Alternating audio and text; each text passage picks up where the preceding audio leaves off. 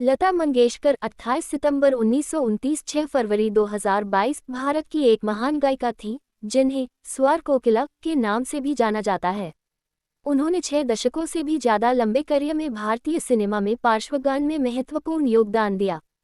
उन्होंने लगभग 36 क्षेत्रीय भाषाओं में गाने गाए और 50,000 से अधिक गाने रिकॉर्ड किए, जिसके लिए उनका नाम Guinness book of world record में भी दर्ज है।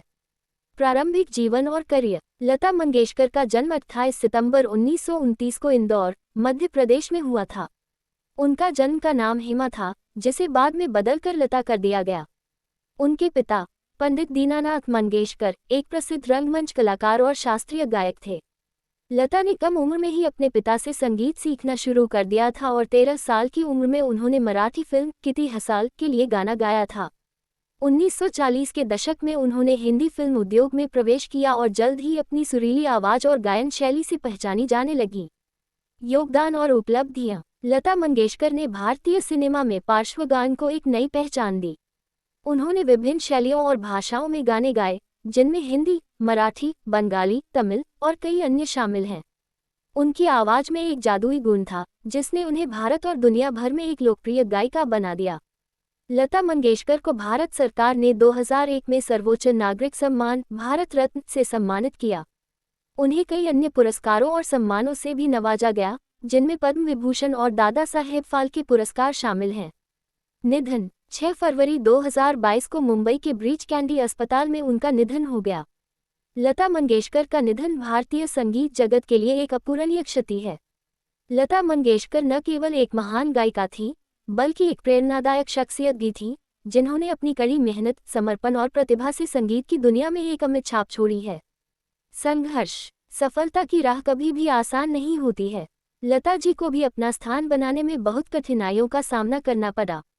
कई संगीतकारों ने तो आपको शुरू में पतली आवाज के कारण काम देने से साफ मना कर दिया था। उस समय की प्रसिद्ध पार्श्व गायिका नूरजहां के साथ लता जी की तुलना की जाती थी, लेकिन धीरे धीरे अपनी लगन और प्रतिभा के बल पर आपको काम मिलने लगा। लता जी की अद्भुत कामयाबी ने लता जी को फिल्मी जगत की सबसे मजबूत महिला बना दिया था। करियर। लता जी को सर्वाधिक गीत रिकॉर्ड करने का भी गौरव प्राप्त है।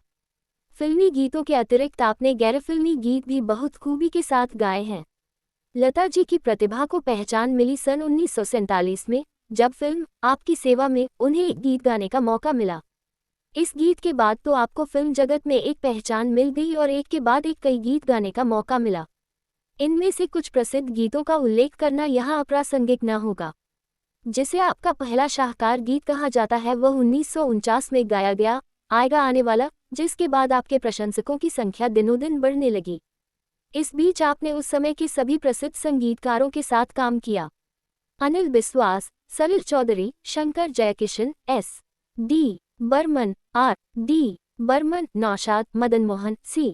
रामचंद्र इत्यादि सभी संगीतकारों ने आपकी प्रतिभा का लोहा माना।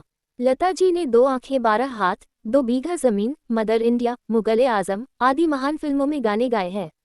आपने महल, बरसात, एक थी लड़की, बड़ी बहन आदि फिल्मों में अपनी आवाज के जादू से इन फिल्मों की लोकप्रियता में 4 चांद लगाए।